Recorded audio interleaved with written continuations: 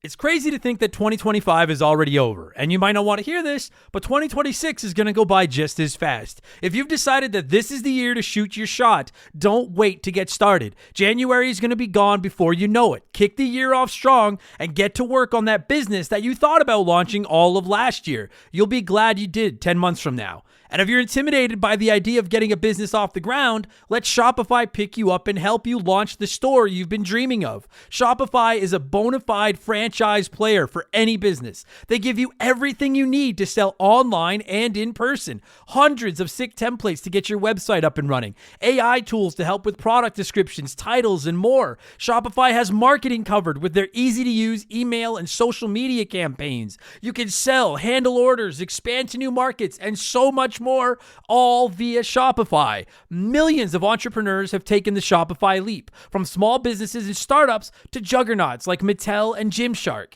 In 2026, stop waiting and start selling with Shopify. Sign up for your $1 per month trial and start selling today at shopify.com/RTG. Go to shopify.com/RTG. That's shopify.com/RTG. Hear your first this new year with Shopify by your side.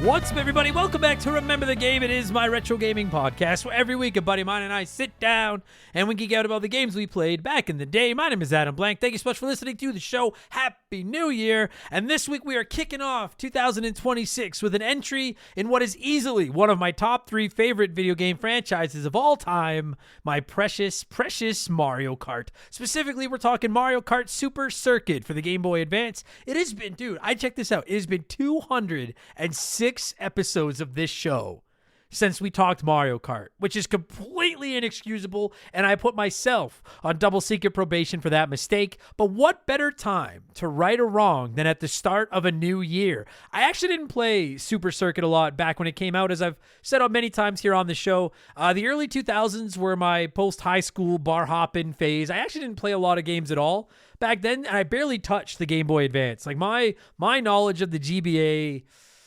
pretty much starts and stops at Mario and Luigi. What was that one? The Superstar Saga. Like I've played a lot more games since, but I didn't play any of them back in the day, really. So I'm just kind of getting caught up. A buddy of mine had Super Circuit, though, on the OG Game Boy Advance, not the clamshell, which was what I had. He had that old, like almost fucking N-Gage looking thing, like the flat one, you know, the miniaturized Game Gear type one. You know what I'm with no backlight. You all had that one too. You all know what I'm talking about. Buddy of mine had one of those, and he had Mario Kart Super Circuit, and I would always sneak in a race whenever he'd let me, and I always thought it was very cool. Not mind blowing or anything, but very, very cool. So I went back and did a complete run of Mario Kart Super Circuit on my Switch, on Nintendo Switch Online. I did all the bonus tracks too, which I think are fucking awesome. And yes, it is. It is a very solid Mario Kart game. Not a lot of new ground being discovered in this one, not a lot of earth-shattering developments or anything, but it was the first portable Mario Kart, and that alone makes it worthy of some love, in my opinion. It plays very competently, it looks good. It's not in my top 3 Mario Kart games, but very few games are. I'm very stoked for this episode. I love Mario Kart. I love talking about these games. I've always said that I want to cover every Mega Man game on Remember the Game before the podcast dies, and that's a pretty big undertaking, but every Mario Kart game, outside of the phone one and the arcade one, all the console Mario Karts need episodes of this show as well, and that's a much smaller undertaking, and we're crossing one off the list right fucking now. Joining me this week to talk Mario Kart Super Circuit is a brother McCue, the younger one, my boy Bradley. He's here, and I'm going to shoot straight with all of you. We recorded this episode, the game review part of this episode, almost a month ago. We got it done before the Christmas holidays, so I actually don't remember what we said about Mario Kart Super Circuit, but I know we both like this game, and I'm sure that everything will work out just fine. And we're going to get into all that in just a few minutes, because speaking of things working out just fine, it happens to be time for another edition of the Remember the Game infamous intro. Dun, dun, dun, dun, dun, dun, dun. And if you're new to the show, welcome aboard and consider this your warning. Our intros are a little bit long. They're not that long. They're a little long, but they're fun. We talk video games and stuff. They're a good time. And they're 100% blue shell free. I will not fuck you over with a blue shell during this infamous intro. I promise. But if you do want to skip it, if you're like, I don't want to hear this shit talking about anything other than Mario Kart, go to about the 30-minute mark on your phone. Just move that slider up. You'll be there. Aces. It's pretty good. Of course, if you would like, I'd like to know the exact time the game chat starts. We need timestamps, goddammit. Well, then Patreon. The only reason I don't have them on the main feed is because our ads take up different lengths of time, and I never know where the time is going to work depending on which ads are playing. But if you go to Patreon, you can remember the game ad-free. Every single episode, old and new. And they've all got timestamps to tell you where every segment starts and ends. Well, not ends, but starts. So it's fucking aces. It's very much easier to listen to if you'd like to do that. And it pays our bills. So it keeps our bills on. So it's win-win. Our subscriptions start with as little as $3 a month. And we publish up to 4 additional podcasts over there every week. None of them have ads in them. It's good times. You can also write into the show. You can vote on the games we cover. You can join our 1,000+ member Discord. You get instant access to hundreds upon hundreds of archive bonus podcasts waiting for you the second you sign up. Like I said, remember the game is also over there, 100% ad-free. And starting this month, here in January, I'll actually be doing streams for our Patreons at 11 a.m. Mountain, Monday through Friday. So you can come over there and check those out as well. It's about the greatest deal in the history of the universe. And on top of all that, you get a shout out. And you get to hear me mispronounce your name like I'm certainly going to do to a couple of these people. It's been a couple of weeks since I recorded one of these. So we got quite a few this week. A huge thank you to our newest Patreons. Henry and Miles. What's up, kids? Nacho Cheez-It. Castle Mega Evil 2. Milko Baggins. Robert Delaloy. Kyle Whitmore. Conquistador. I get it. George Cavazos.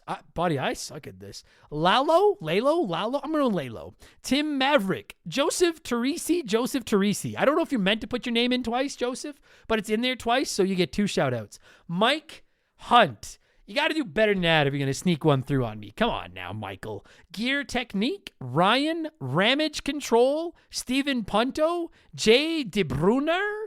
James Shiflett, Parakeet Savior, Queer L Yankerdick, Peter Alstead, Peach Panther, and Who's Your Daddy?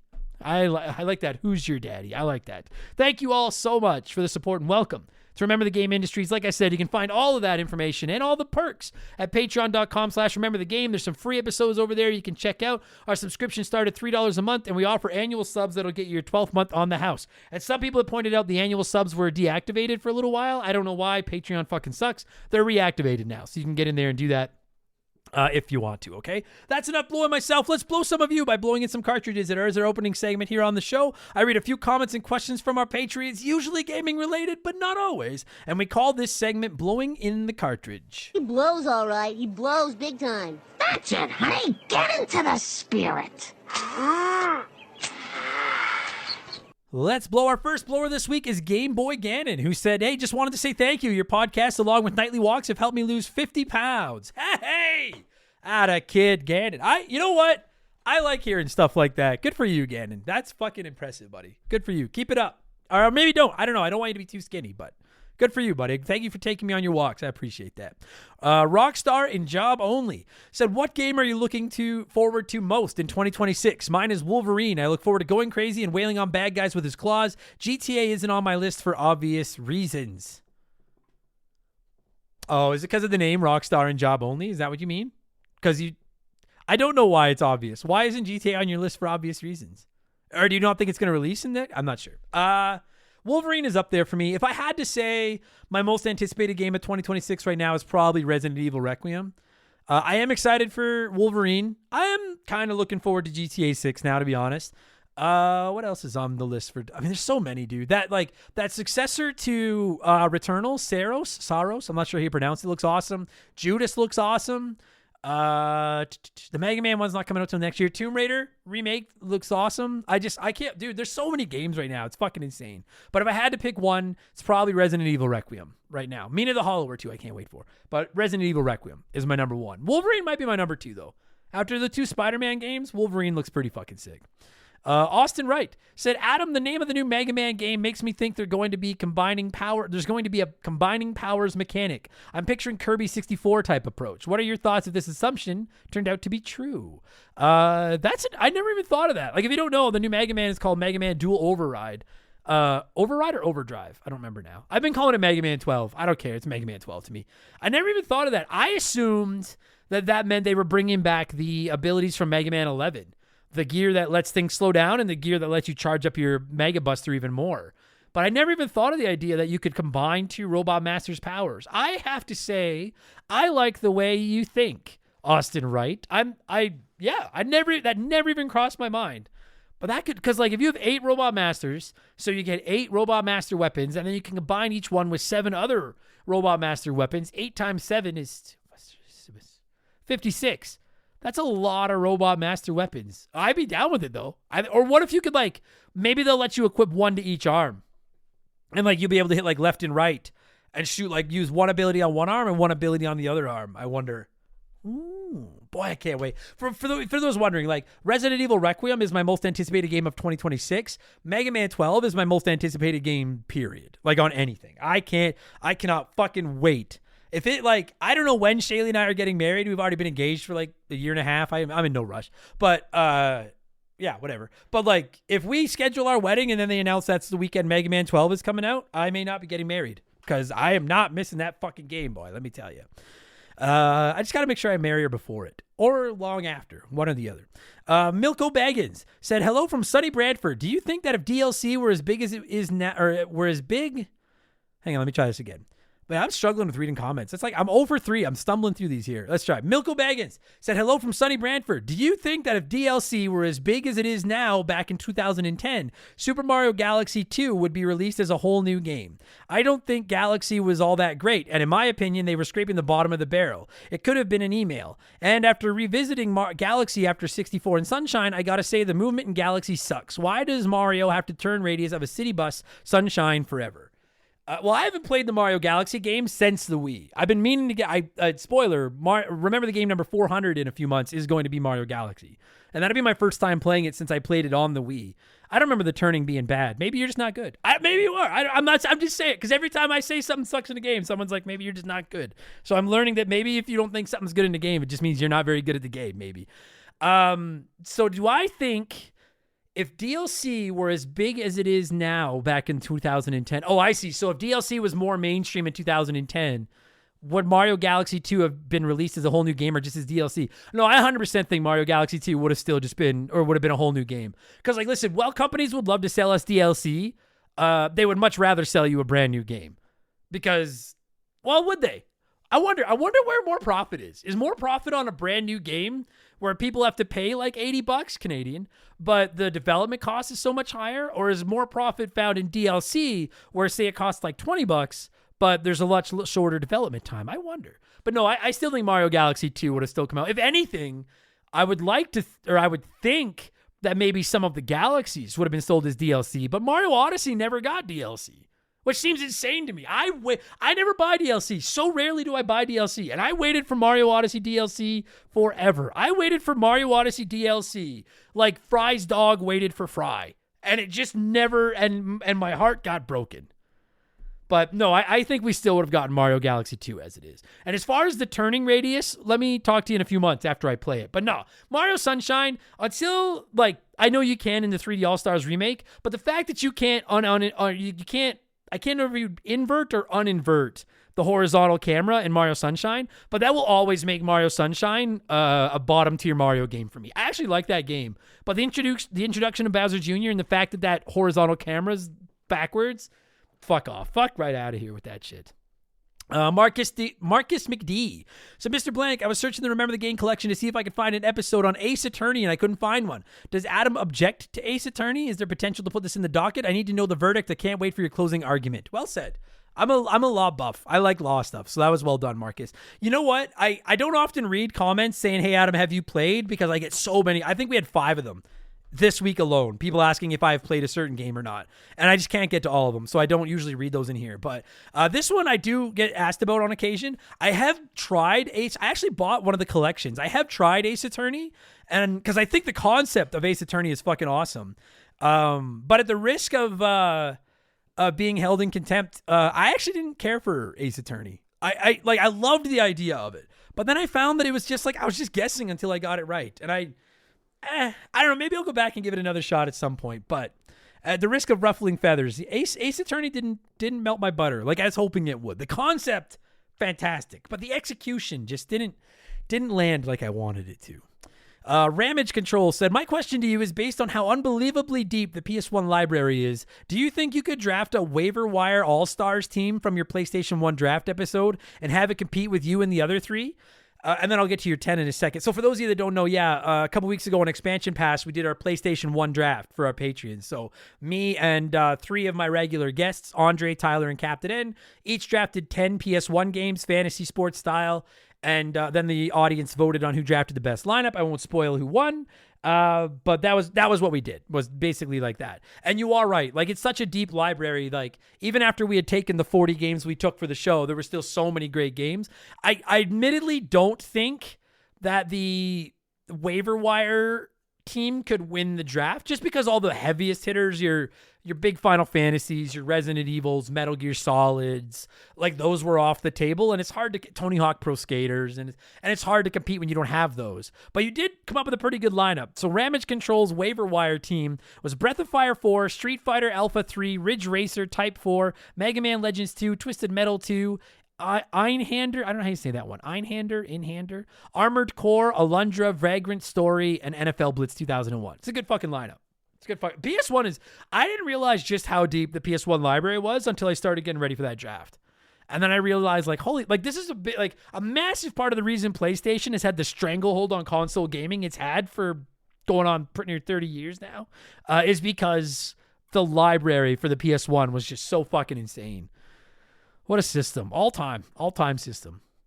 The Big Deal said, you said that, do I write off video games for tax purposes is one of your 10 most frequently asked questions. What are the other 9, and is this one of them? P.S. The write-off is a running clothesline performed by Erwin R. Shyster, and I feel like you should have known that. Well done.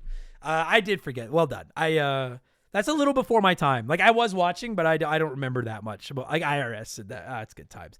Yes. So yeah, a week or two ago on RTG, someone wrote in and asked, can I write off games for the show? And that is one of the questions I get asked most frequently from listeners. In no definitive order, and I don't know if I could do a definitive, but a lot of the frequently asked questions I get really quickly, do I write off my video games? Have I ever played? That's probably the one I get the most. It's like, have you ever played? And then just insert any game here. For any of you that have ever submitted a, hey, Adam, have you ever played whatever game for blowing in the cartridge? I just rarely read them because I get them every week. And I don't want the segment to just be, have I played? Because at this point, a vast majority of stuff I haven't covered on the show, I haven't played.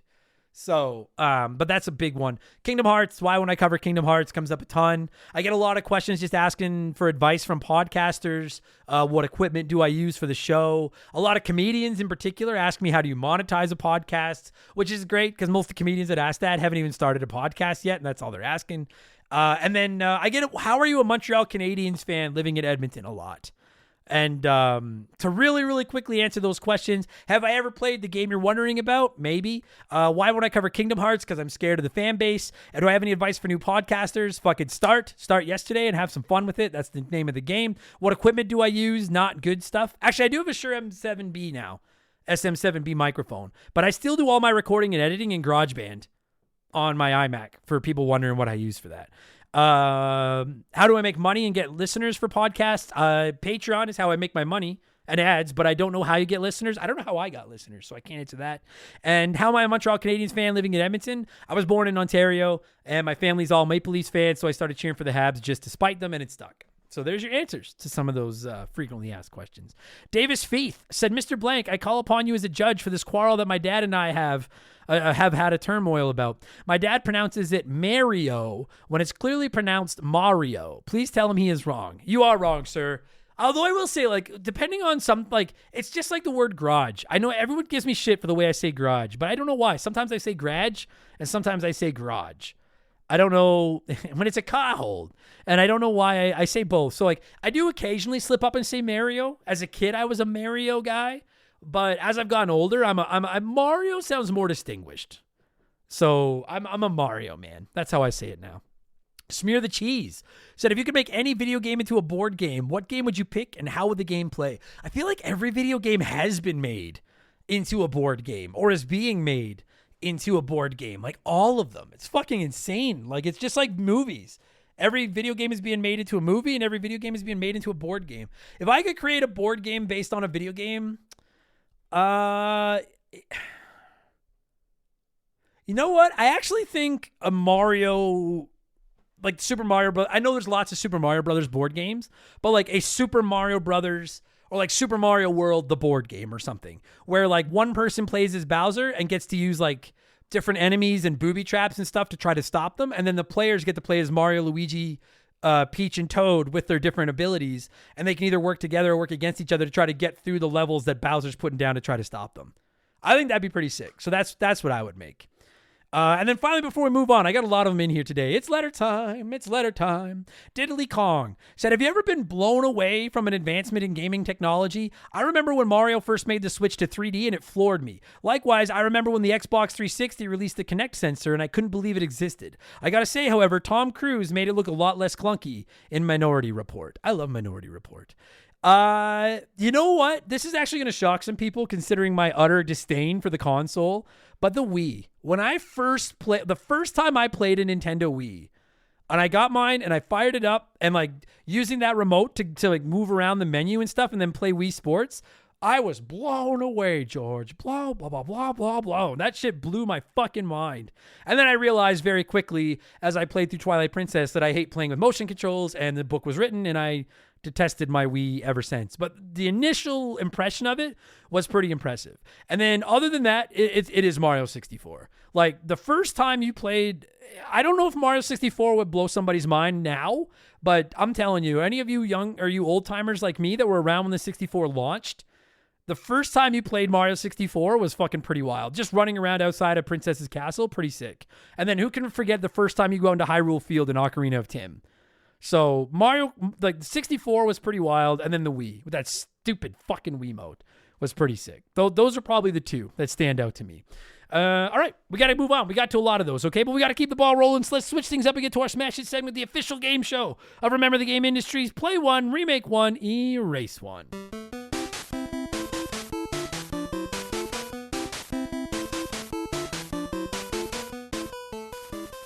And a huge thank you to Classic Concentration from the NES for unknowingly providing us with the theme music for the show. The rules are simple. Every week I give our patrons 3 retro video games. They can play one as it was released, remake one as a modern game, and the third is erased from time forever. And as always, there's no wrong answers, but there is a right one. We'll get to that in just a minute. And this week we're talking Mario Kart Super Circuit, so I went with 3 Mario Kart games. We got Mario Kart 64, Mario Kart Double Dash, and Super Mario Kart, the OG. And 1/3, 33% of you said you'd play Mario Kart 64, remake Mario Kart Double Dash, and erase Super Mario Kart. So let's see what a few of you had to say here, and then I'll say what the right answer was. Dude, we normally, I would say we probably get, give or take, about 50 comments for Play One, Remake One, Erase One. We had 96 comments in under 4 days. That was like, there's a lot of Mario Kart fans out there. So if you don't get read before you write your angry mail, there was a lot of you, but a lot, and like all over the place. This was one of the better Play One, Remake One, Erase ones we've done, because there were answers from one end of the spectrum to the other. I fucking love it. Let's see what some of you had to say here. Queer Al Yank Your Dick said, I'd play Super Mario Kart. It's the classic, and I'm not going to be held responsible for whatever might happen to the timeline if I erase it. That's a good call. Remake Double Dash because it's the one that did things differently, and what made it special hasn't been revisited since. And I'd erase Mario Kart 64. Of these, it's probably the one I've played the most. I remember playing it in my friend's dorm back in my university days. I love this game, but really, it's just a souped up version of Super Mario Kart, and we've had that over and over again ever since. I don't necessarily disagree with anything you just said there, even though I like all 3 of the games. I don't know if I disagree with any of those statements. And for those wondering, maybe newcomers, you're like, yo, if we erase Super Mario Kart, is the rest of the franchise is dead? We've never set an official rule for that. If you erase the first game in an IP, you're rolling the dice. Maybe nothing happens. Maybe Mario Kart 64 just becomes the first Mario Kart if you erase Super Mario Kart, for example. Maybe it erases Mario Kart forever. Maybe the world is imploded. You don't know. It's a chance you have to take. Home Bed Now said, play 64, it's still the GOAT. Remake Double Dash to feel more like 64 and erase Super Mario Kart because one has to go. God, choking on my own rage here. You're gonna remake Double Dash to feel more like 64. You do this every time. Double Dash is like one of my children. You'll pay. Bermuda Penguin 07 said, play Mario Kart Double Dash because of its unique perfection with 2 riders with 2 different unique power-ups. Not to mention my favorite track, Baby Park. Oof, just kidding, that track sucks. I hate that fucking track. Remake Mario Kart 64 because I'd like to see this game with a fresh revamp with today's graphics and keep the gameplay as it was back then with no kart customization, which sadly makes me praise... Oh, I think praise was supposed to be erased, which sadly makes me erase Super Mario Kart because them's the rules. Yes, they are. I can get on board with that logic. Hoolie's Pet Dinosaur said, play Double Dash. It's perfect as it is. Remake Super Mario Kart. 8 has shown us what they can do with these old levels. I want to see them all redone. And finally, erase Mario Kart 64. It's the most sentimental to me, but something's got to go. I'm going to tell you my answer in a minute, but I came very close to remaking Super Mario Kart and just remaking all those tracks the new way. I didn't, but I came very close to going that way. The Mustard Tiger, that's a good, I get that reference, said, this was a toughie. Play Mario Kart 64. It actually holds up really well for a 64 game and a great nostalgic party title. Remake Double Dash. I love the double racer mechanic, and I've been waiting 20 years for Nintendo to bring back the double driver mechanic. Unfortunately, I have to erase Super Mario Kart. It pains me to do so, but it's aged the worst of the 3. I agree there.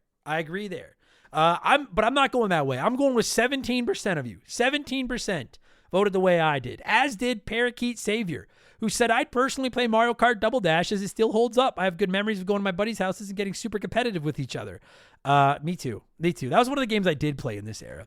I'd remake the OG as it was one of the very first games I played when I was a kid, and honestly, nostalgia's grabbed me a lot more lately as I'm pushing 30. Unfortunately, I'd have to erase Mario Kart 64. I've played this one the least of the 3, and I just can't deal with that janky controller, especially after Mario Party burning my palms. If you know, you know. We all know. We all disguise. Same order, different reasoning. I'm going to play Mario Kart Double Dash because I still, to this day, to this moment, think Mario Kart Double Dash is the best Mario Kart this side of Mario Kart 8. I think it's the silver medal winner in the Mario Kart Grand Prix behind Mario Kart 8. I love Double Dash.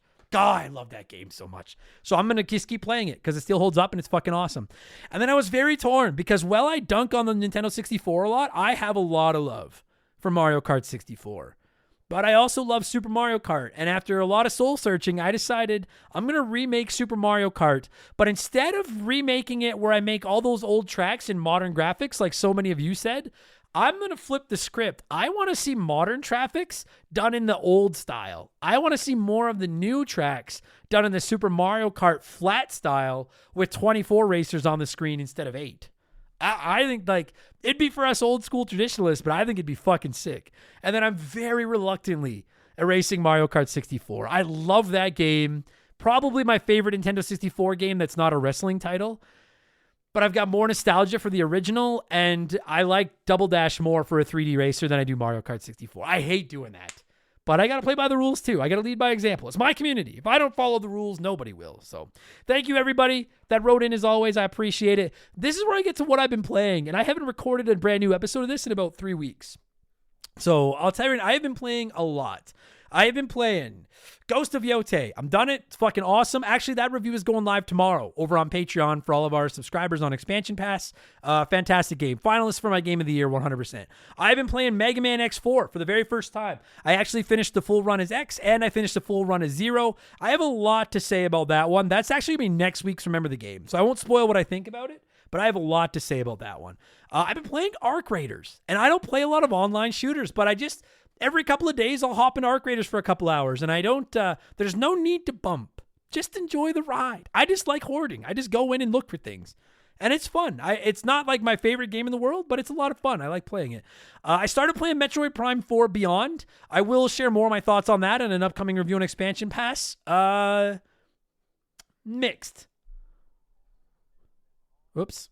Sorry, that was my bad. I don't know if you guys could hear that. No, I don't think you could. I accidentally played a sound effect on my computer. What have I been playing here? What was I saying? Oh, yeah. Metroid Prime 4 Beyond.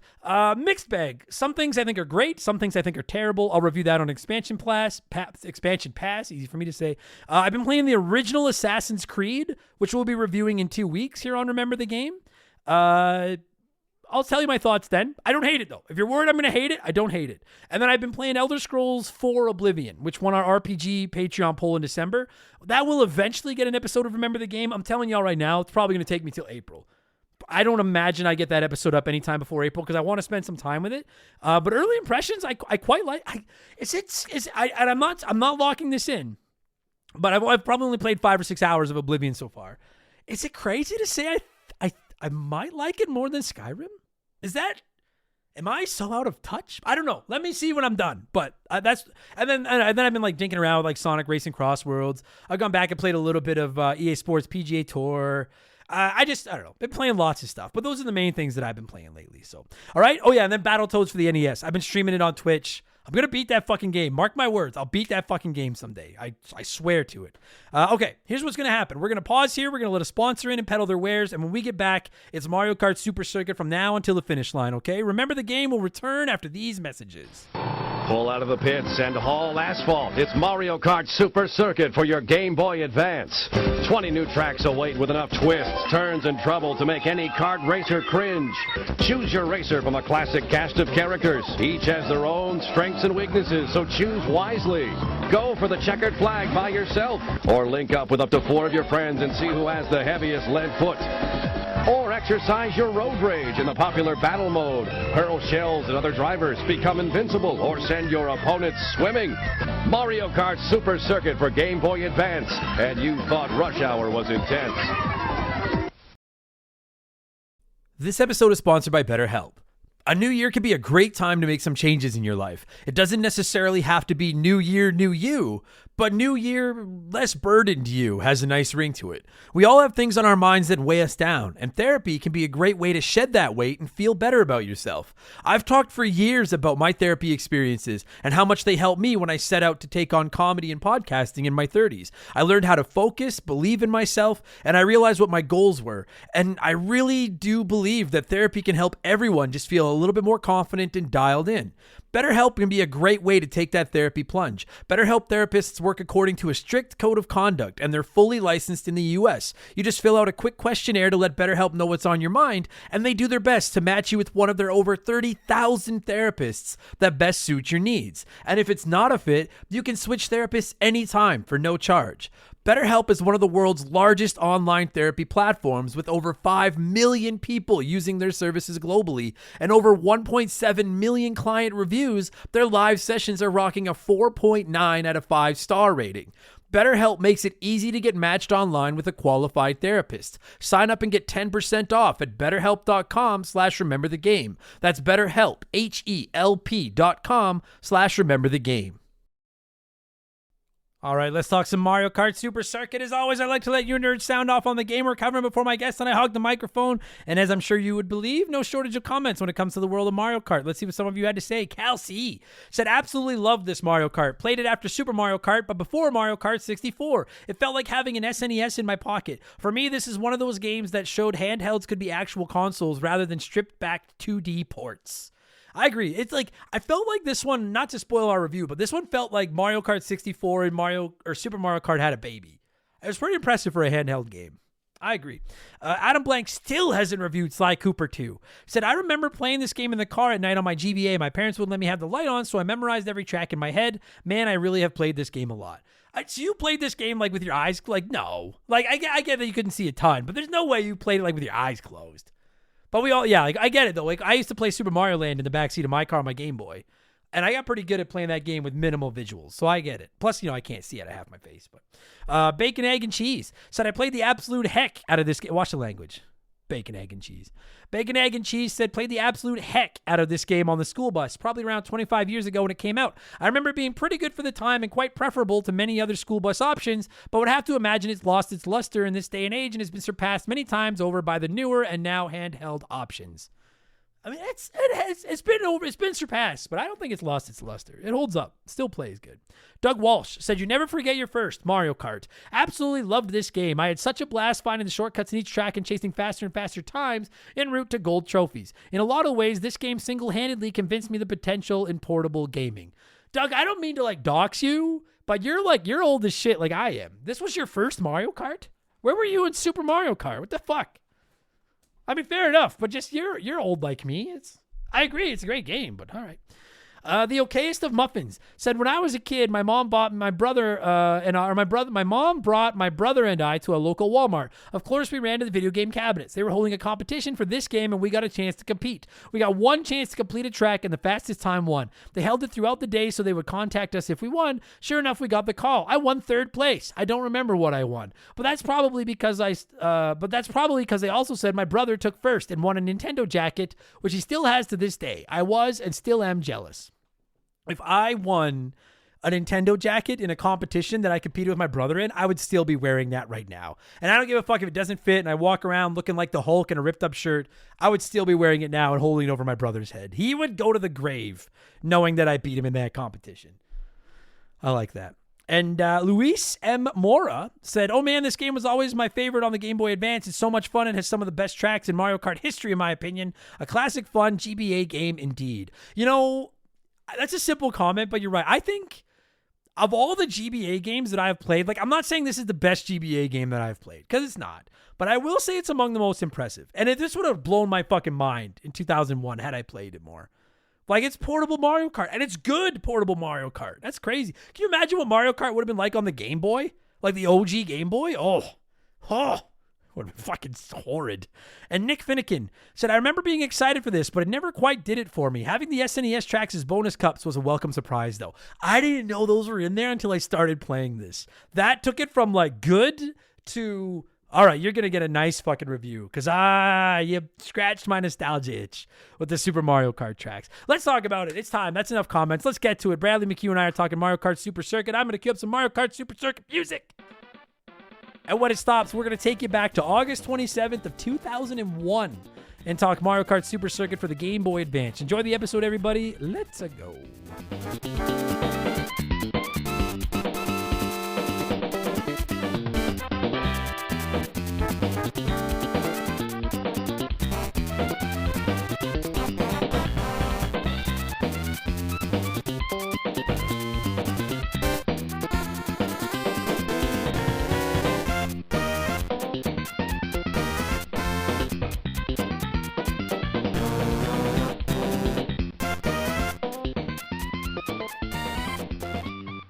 All right, joining me on a Saturday morning. This feels like a Saturday morning game. Like I have Absolutely. to record, right? Like I have to record BioShock 2 tomorrow.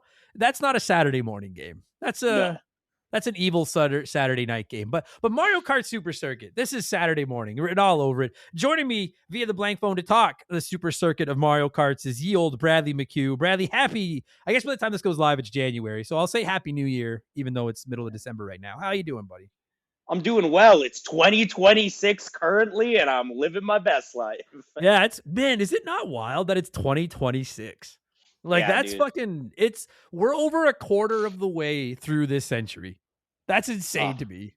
I hate thinking about it. I remember Y2K like it was yesterday. Me too. Dude, I can't remember, and I apologize to listeners because I know we're all over the map. This episode's going live in like 3 weeks, but I've been recording podcasts seemingly every couple hours for the last week to get ready for a Christmas break. And I can't remember which show we were talking about it on, but we were talking about Y2K.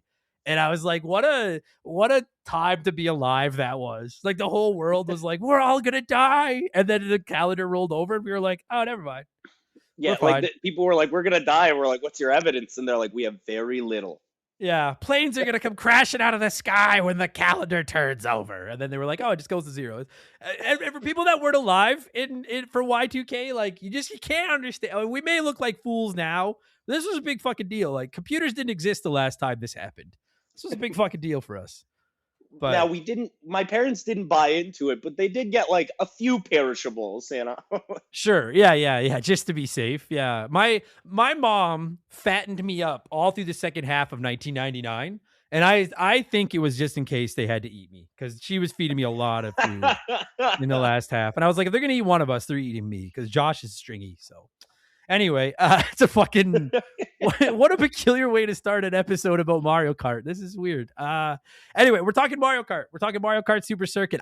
Dude, it's been a long time since we covered a Mario Kart game on the show. And I am a full-blown Mario Kart junkie. I love these games. Probably my favorite IP outside of like Mario itself. And I've never spent a ton of time with Super Circuit. And then I finally neither. did. No, like it was one you just kind of like, I don't know, it was on the GBA. It was in '01. Like I just graduated high school at that point. I wasn't playing a lot of games. I did think it looked cool back then, but now sitting down and playing, I played through the whole thing on my Switch. Like I went through all the cups, all the circuits, everything. I'm not going to sit here and say this is like a top 3 Mario Kart for me, but for the first ever handheld Mario Kart, shockingly competent. It's, you know what, I agree. I think it's a really, really fun game. I was a kid when this game came out, and I didn't have it, but my neighbor did. So I would go over and we would like take turns playing race for race. Yep. Yep. That was like my only that real was the exposure. Days. That's the days. Like these kids today with their game passes and their PS Pluses and their Robloxes and their free games everywhere. Back in our day, like, was it not only were you making friends with people with similar interests, but like your friend's game library was almost as important as your friend itself, because now you had access to games you didn't have otherwise, and vice versa. It was a big fucking deal back then. You know what though? Like I would say we're almost heading back to that because of I have a buddy who lives here in town, and we do digital for digital because you can now loan the digital games on Switch. So like he'll buy a AAA game, and then the next like I bought Donkey Kong Bonanza, beat it, and then lent it to him, and he beat it, and then he got what was the one after that he got? He got Mario, the Paper Mario Thousand Year Door remake, and then he beat it. Then he gave it to me. Nice. It's frugal and it's smart. It's well done. I wish I had friends. I would be doing that, but anyway, I've been trying to find one friend who has New Super Mario Bros. U, but I can't find a single person who bought that game. Just trying to find it. That's posted like in classified pages looking for friends. Specifically, what video games do you own that I could borrow? I hadn't like. Again, I'm a Mario Kart junkie, as I'm assuming you are. Like we've covered Super Mario World on the Super Nintendo.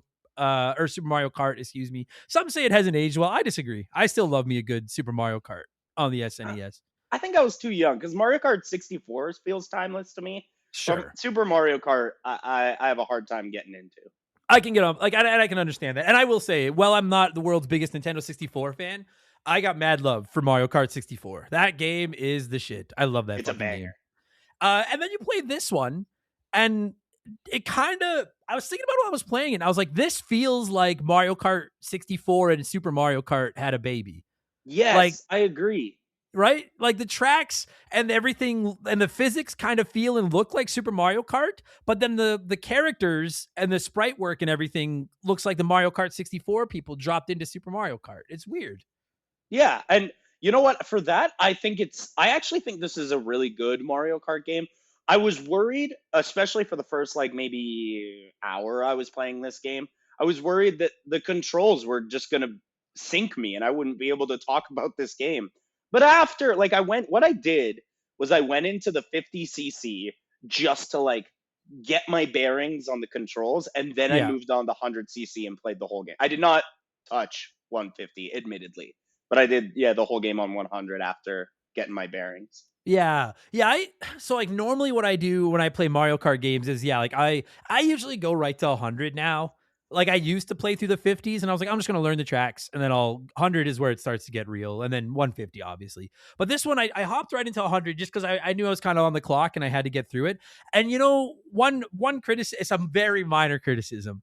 It's stupid, frankly. But I hate that like in modern Mario Kart games, if you play like 100cc and you get like a gold trophy on like the Mushroom Cup, it automatically gives you the gold trophy on the 50cc. Because they're like, well, if you can beat it on 100, you can obviously beat this on 50. And this one, I don't think it did. I was playing it on 100, and then I was like going back and looking at 50, and I didn't have any trophies. And I was like, there's no way I'm going back. 50, once you've played on 100, going back to 50 is fucking rough on any Mario Kart. And I was like, you're not wasting a lot of these tracks are pretty short, but I'm not playing 50. Get the fuck out of here. And then 150, 150 was a sweet spot for me. I quite liked 150, but when it comes to the controls, you mentioned that the one thing in this game that I never got a good feel for, I tried all 8 racers trying to find one that would click, and I never got a good feel for the power slide in this one. Like Me neither. Oh, right? Never. So was it just like I just got to the point where I was just going around corners without sliding most of the time? Yeah, I was just like releasing the A button a lot. And we've been so pampered. Like in the new Mario Kart games, you can just hold A all the live long day. Yeah, That's yeah. Yeah. that's all you need. Can't Yeah, do it's that here. no, it's like I actually found that when I was power sliding, it was just causing me problems. I was just going off the track and like again, like I play a lot of Mario Kart, as I know you do as well. Like I know my way around a power slide. Oh It yeah. just didn't feel right in this one. It just like it felt better in the SNES one than it did in this one. I can hit Um, every corner in Mario Kart 8. Every corner on every track. yeah. Oh, But 100%. Yeah. but here I just never figured it out. It just like every track felt like you were on ice. And then when you actually went to the ice tracks, fucking forget Oh about my it. god, You dude. try to power slide and you go across the screen. I was like, what the fuck is that? So I finally just gave up on the power sliding. So then I'll ask you that $1 million question. Did you have a main Yes, racer? you know what I did? I played around with a couple at the beginning, but I always find with Mario Kart games, the character with the most medium everything is the one that fits my play style. So I played as Luigi the entire time. But See, I, I want to ask you, did you swapped around a lot, right? I used all 8. Yeah, I used all 8. Yeah. Okay, so I want to know if it's on the basis of player or the basis of character. But when I was playing as Luigi, I always had Wario on my ass the entire game, the whole game. He was so I wonder if they like assign a character to be like a nemesis. Yeah, I think they do. Yeah, like a lot of these old, like I know in the Super Nintendo one it was the same thing. Like whoever you played as, there was always one arch nemesis. Like always. So I think this was the same. Like I didn't notice it as much because I went through all 8 characters. But yeah, I do think that each character had like a main rival like attached to them, and that was who you'd battle with the most. So, because there was always somebody that was up your ass, yeah. Which I prefer. Like, I will say it's. I kind of like how, and I mean that's obviously been tradition for Mario Karts. I do like it. I'm playing a lot of Sonic Racing Cross Worlds right now, and they don't seem to do that quite as much. Like, you have a specific rival that like is labeled as your rival that is out to try to beat you, but even they don't off like they'll regularly finish like fourth, fifth, sixth, like. Whereas a lot of Mario Kart games, especially these older ones, there's a lot of rubber banding, and like whoever is your opponent is always in like that top 2. Yeah, they're And right behind you. yeah, and I get like it can be a little bit frustrating at times, but it also, I will say, playing a game where you don't always have someone like that, it can become very anticlimactic when you go into the last race and you have like a first and 2 seconds and nobody else is even within like striking distance. Like I Yes, would prefer that exactly. an opponent is on my ass on the leaderboard. And actually, I have a point to make to that exact point, but that is when you asked me to do this, I was like, not only am I going to play Mario Kart Super Circuit, but for contrast, I'm also going to play Banjo Pilot, which is another racer on the Game Boy Advance, and that game doesn't have that system. So like, I can get in third every time and fucking win. Yeah. It's it's funny as long as you're either as long as you're winning or you're a good loser, having one opponent up your ass is a much more fun experience. But if you are like me and you are a poor loser when it comes to losing to the PC, I have had, it's not so much in this one. I still to this day remember, like I truly believe the earliest origins of Angry Adam as a gamer are Super Mario Kart, because the amount of races where I would lose at like the last second and then lose by a point or something, and the fucking venom that would come out of my body as a result. I'm not a good loser. If a human beats me, no problem. I'm like, buddy, good game. But for some reason, I just have so little respect for the computer that I'm like, no, that's horseshit. That's But I agree. shameful if I lose to the computer.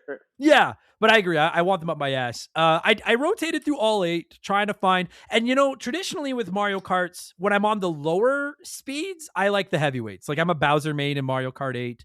I I like wondered, the like, I was thinking about that this morning. Like, I wonder if the heavies work better for this game because of all the tight corners that are kind of rough to make. Yeah, I didn't find that. Like in Super Mario Kart, dude, I'll tell you straight up, if you can get good with Bowser or Donkey Kong Jr., you're unbeatable. Because their acceleration is abysmal, but their top speed is so high that as long as you can stay on the track and you know your corners, no one can touch you. Like you're just too fast. In That's a, this one, what was that? I was just gonna say that's good to know because now that I've played through this game, Super Mario Kart is the only Mario Kart game I've never beat. Yeah, like I will say that like personally, I'm a Toad or a Yoshi guy in Super Mario Kart. I need my fast acceleration. I don't care about the speed because I'm not good enough to stay on the track all the time. In this one, I went through all 8, and at first I tried Toad, and because I like on the higher speeds, I like the guys that like lower top speed, but they're easy to control. They stay on the track, they accelerate fast. But in this one, they don't rank acceleration. They rank weight and speed. And if you're Toad, you've got the lowest weight but the highest speed, which is you're, weird. You're probably smashing into walls the whole time.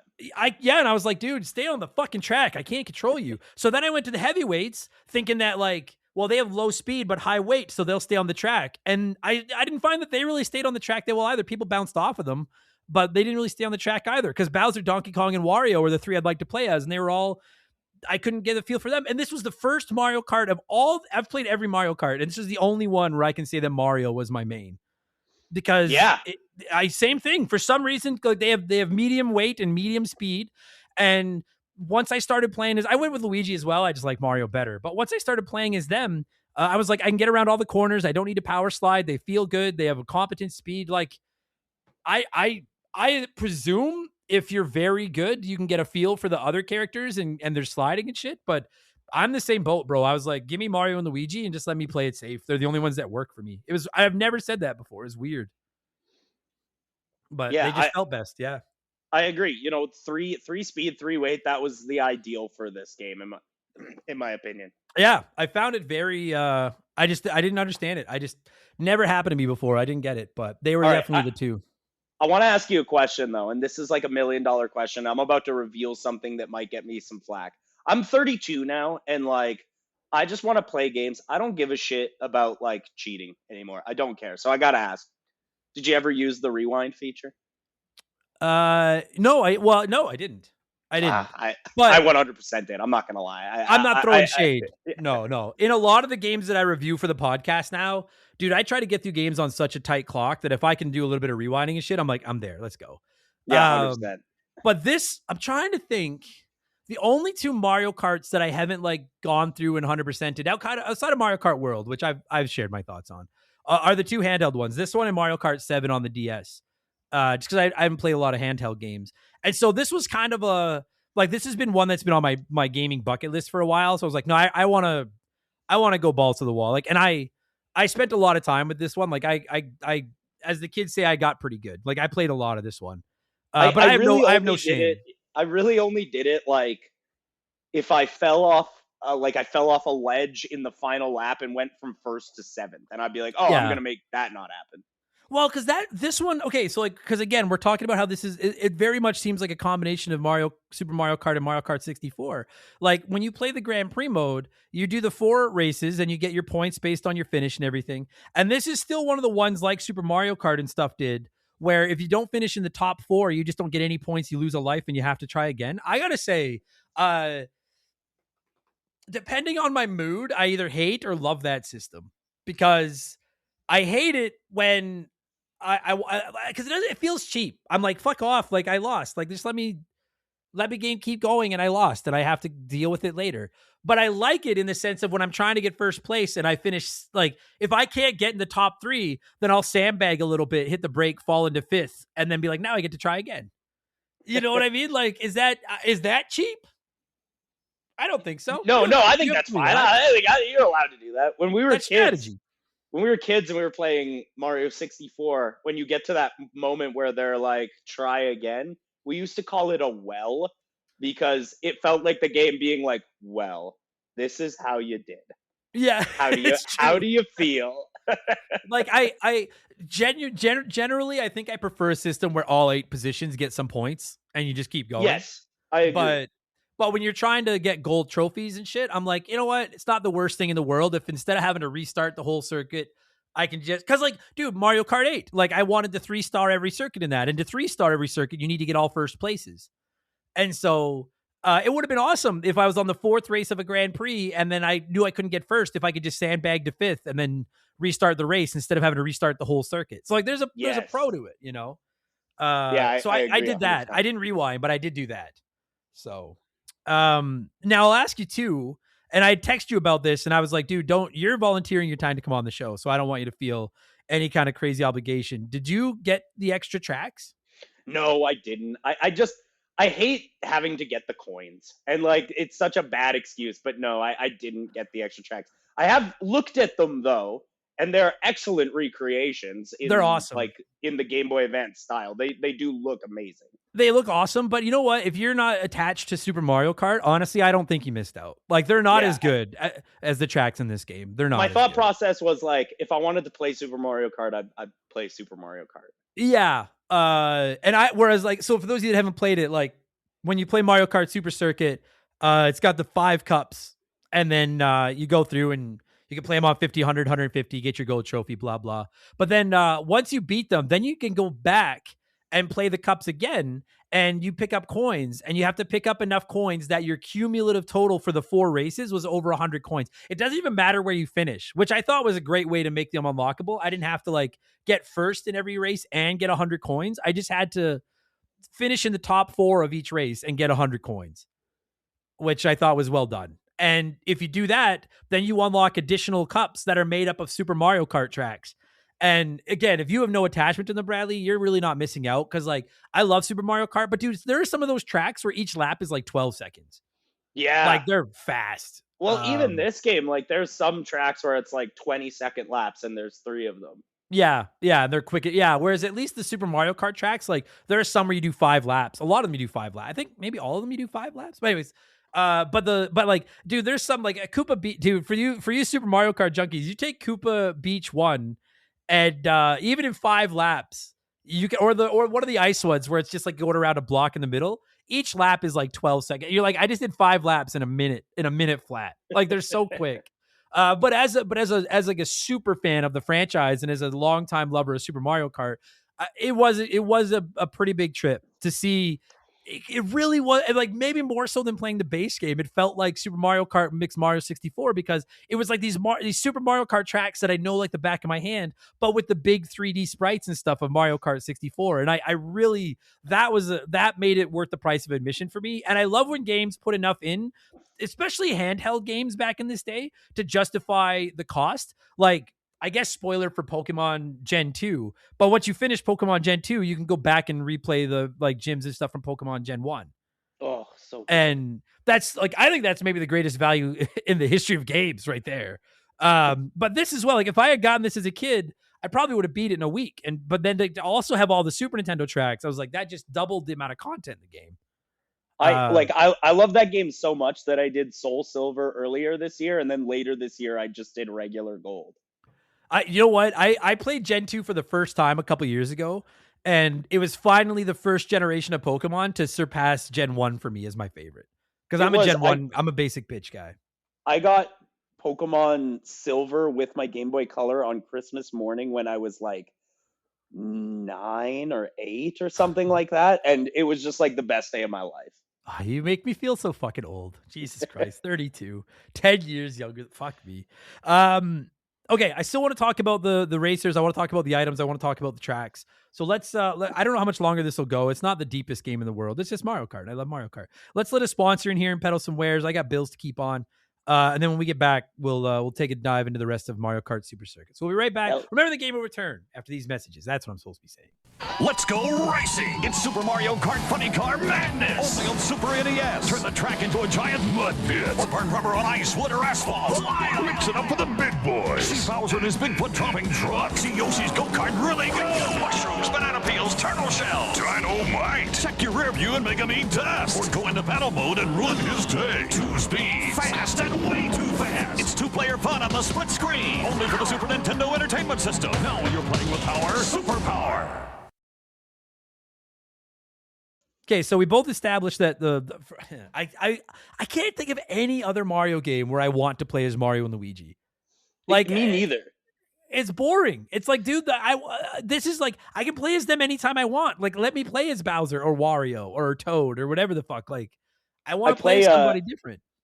I often play the Switch Mario Golf with my dad, and he's always playing as Mario, and I'm like, my guy, there's 40 characters in this game. Yeah, it's just such a boring selection. But when it's Mario Kart, I mean, any of you racing fan out there know, like I feel like when it comes to like a golf game, you can pick one of the other characters and adjust and learn how they play and stuff. But like, you have a connection to your racer in a kart game. Like you two need to be of one, like you need to feel Yes. that you need to have a feel for how that character feels in their kart. So, if Mario's the only one that works for me, then I hate, but that's who I'm going to play as is Mario. 100%. I wanted to say, from Super Mario Kart to Mario Kart 64, they dropped Koopa Troopa and put Wario in his place as the 8th playable character. And I loved that in Mario Kart 64 because I was like, holy fuck, you get to play as Wario? Like that was new and exciting to me. I was like, that's a big fucking deal. I'm not upset about it, but I will say a couple more racers would have been a nice touch. Like, yeah, I think there's a couple more that could have been here. Because this is technically the third Mario Kart, right? Like we had Super Mario Kart where you had the 8, Mario Kart 64 where you had the same 8 with Koopa Troopa replaced by Wario, and I guess technically Donkey Kong went from Junior to Donkey Kong, whatever the fuck. Is this the same roster as Mario Kart 64? I don't think there's any difference. Yeah. No, exact same. And then 2 years after this was Double Dash, where they obviously expanded the roster exponentially and made one of the greatest kart races of all time. I love Double Dash. Give me PD Piranha, baby. Oh, Double Dash was so fucking good. And like, I'm not going to rate this game over the coals because it only went with the same 8 characters that we've used in the previous 2 games. Because it is the first time we've gone handheld, and I understand that there's certain limitations when you're playing on a handheld system and all that. But I was super excited to see all 8 of them, and I think they look great, and I love that they have a little bit of voice acting to them and all that kind of stuff. But like, I guess I would have liked to. I don't know. I don't know. I'm trying to decide if it's fair to say I would have liked to have seen a couple more, even a couple of unlockable characters or something. Who else? Like, who else do you think they could have added? Like maybe Daisy. I wanted Koopa Troopa back. Koopa Troopa got done dirty. Like, yeah, I agree. I liked Koopa Troopa in Super Mario Kart, and like, while I was excited that Wario was in Mario Kart 64, I was like, oh, you did my poor. Look what you've done to my boy. Yeah, my Koopa Troopa. What the fuck? Now he's just an item again. So I don't know. I kind of would have liked that, but that's not. I think this is the core 8 of Mario Kart. It's fine. It did the job. Another thing I really liked. What's that? Oh, I was just gonna say, like, that being said, like all the items as well. There's not like any original items really in this game. No. But I gotta say, if I have a criticism of modern Mario Kart, if I have a criticism, I feel like there's too many items that are just, I hate them. Like there's a lot of items I hate. The squid? I turn it off. I hate it. I don't know. I hate the fucking, the boomerang more than anything. I hate that. Oh, thing. The boomerang does suck. But this one, like, you're right. It was like the classic roster, right? Like you have the mushrooms, the green shells, the red shells. You can get the triples of each, the bananas, the boo, the star, the lightning, and the star. Like in most games, they'll give you the star if you're in like 5th or 6th. Here, they'll give it to you any old time, dude. It's awesome. That was something I found when I was playing through this game, because anyone that plays Mario Kart, I don't mean this to sound condescending, but like competently, like you're normally in the top 2 or 3, and it's pretty much a mismatch of coins. I gotta say, love that they got rid of the coin as the item in this one. Love it. Coin sucks. Yeah. Get rid of the item. But usually it's coins, bananas, and green shells, right? Like that's what you get when you're near the front. And I agree, dude. In this one, like I found myself getting a lot of red shells when I was in the top 2, and I found myself getting a lot of boos and then the occasional star. And it was really nice that I could, like, you're not just, it doesn't just assume like, they're in first, to give them a banana peel and fuck them. Like they gave you some decent items. And I got to tell you, I think the star in this game is God tier. Because I agree. Oh, you steer so well. It's like you got like fucking winter tires on or something. Like you like that's I don't even care that I'm invincible and I can take out other opponents and shit. That doesn't even matter to me. It's just the steering. Oh my God. Plus you can do the off track. Like, dude, if you're good with a star and you know the track, you can make up insane amounts of time. There's so many shortcuts in this game, like so many shortcuts. Yeah. And that's one thing, going back to the Super Nintendo tracks they put in, they don't have the feather in this one to do the big jump. The feather almost broke. The worst. That's it. That's the worst item. It is, But it is in like the modern in Mario Kart world. I will say in Super Mario Kart, if you're good with that feather, you can skip like entire segments of races by jumping over a wall or two. It's almost game breaking if you're good with it. But yeah, I agree. Unless you're game breaking, it fucking sucks. But the items in this game are really good. Like the lightning, I didn't find, and not only were the items in this game really good, I didn't find the penalties for getting hit by them as painful as some other Mario Karts. No, I'd agree. However, I find the penalty for falling off way worse. Oh, dude. And agreed. And you know what drives me fucking bananas? Bananas. And I can't remember if this was a thing in Super Mario Kart because I haven't played it in a while. But when you fall off the track, you got to wait for Luckito, who's a lazy bitch, who finally comes and gets you, hoists you up, puts you back on the track. And God have mercy on your soul if you were holding accelerate at all while he was putting you down on that fucking track. Because then you sit there and just burn out for like 10 seconds. It goes for so long. And it's like, I get it. Okay, let's go. Let's go. People are just blowing by you. Fuck off. On that note, could you ever like quantify exactly when you were supposed to hold A to get the boost? I know it's like as the second light starts, but I gotta be honest, like it's a shame of mine. For someone that plays as much Mario Kart as me, I have never been good at getting a mushroom start. Like I've never consistently been able to do it. I can do it in 8 and World, but here I was getting it like 40% of the time, maybe. Yeah, I was getting it, but it was like a coin flip. Yeah.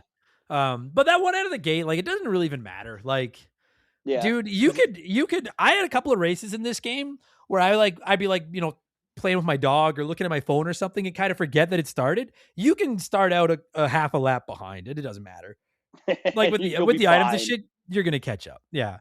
I really liked the items in this game. I really liked the boo in this one because it found the best item. Always. I don't know if it was like designed to always take the best item or not, but it did feel like you fucking always got like I never used the boo and got a banana peel. No, yeah, and like I feel like in most Mario Kart games, they'll just give you an item that somebody has. But here they found the best one. It was awesome. Every time I got a boo, I was excited. I was like, fuck yeah, let's go. And then the blue shell sucks. I'll never move off it. I hate the blue shell. I think the blue shell. I feel like I saw it only like once or twice in my playthrough, though. Me too. It was not nearly as common as it is in fucking Mario Kart 8 is just like I love Mario Kart 8, but it's a fucking disease. I'll get hit by blue shell more than once in a Mario Kart 8 track. Yeah, this one I agreed. I only got hit 2 or 3. Like we don't have the horn yet or anything at this point, so there's no way to defend against it. But I didn't find the blue shell to be nearly as bad, so that was good. Another thing, they're not quite item related, but another thing I really liked about this game was did you ever like hit like the mecha Koopas or like the shy guys that would ride on your cart? And they would just like have sex with you from behind and steal your money. Yeah. And I really liked that. I just thought it was really well animated. I thought it's a neat touch. Frustrating though, especially when you're trying to get 100 coins to unlock these new tracks and then you fuck up and get hit by something and lose all your fucking coins. These fucking assholes that ride on your cart made me fucking crazy. But it was a nice touch. I thought it was very cool. Particularly like Bowser's Castle tracks are almost always my favorite Mario Kart tracks because I'm just a Bowser simp. They're great in this game. They're fucking awesome. And that the Mecha Koopas are walking around and you need to avoid them are just even better. They're awesome. An excellent touch in my opinion. Yeah. It makes it feel like you're racing in like Bowser's Castle from Mario World. Yeah, I agreed. Yeah, I loved it. I thought I gotta say, man, I actually thought this game had a surprisingly, like considering the tracks aren't exactly the deepest thing in the world. Cause again, we really are, it's Mario Kart 64 racing sprites on top of Super Mario Kart looking tracks. Like everything is 2D. There's no hills to climb. There's no walls. Like there are walls and hills, but they're all flat. Like they are all like the 2D ones and stuff like that. I actually really, really liked the job they did with the tracks in this game. I think the tracks are actually fantastic here. Right? Like even like I've always found the circuit ones to just be kind of like fine, but kind of basic bitch. You know, like where you're just riding on concrete around like Yeah. Peach's Castle and shit like that. But some of the other ones, like, and I know a couple of them from Mario Kart 8, but like Sky Garden, I think is fucking brilliant. It's the I GOAT. love that track. Yes, I have that written down. Thank you so much. Yes, that is the GOAT of this game. It is so good. It's really fucking. And the thing is like Sky tracks can be boring because they're all just white and blue and boring. But this one is like you're racing on like beanstalks or something. So there's like actual green and color to it. Yeah, And that one really, really, like, that was probably the one that made me go, oh wow, this is, because this game is all about the pixel art, and it's almost a better game to watch than it is to play, because when you're watching it, you can really pay attention to all the little sprite work that's going on in the background, which is all phenomenal. Yeah, I agree with that. All phenomenal. That's one thing this game does incredibly well is and you're right, like when you're playing it, you don't, especially when you're playing it on the higher speeds, you don't have a lot of time to look at the backgrounds and stuff. But some of the backgrounds in this game are fucking wild. Like there are ones where it feels like the sun is actually setting while you play, or there's like shit going on in the back. I love the beach one where you can see like the Shy Guy pirate ship off in the distance and stuff like that. It's really crisp to look at. I got a few here that I wrote down as like personal favorites. The first, of course, being Sky Garden. That is the best in this whole game. Is. But I also really like Sunset Wilds, which is like the cowboy one with all of like the rock structures, and that's the one where the Shy Guy will do you dirty. And Cheeseland, because I just thought it was weird, and I like weird. Fair enough. Yeah, Cheeseland is good. I hate desert tracks because I just find them so plain.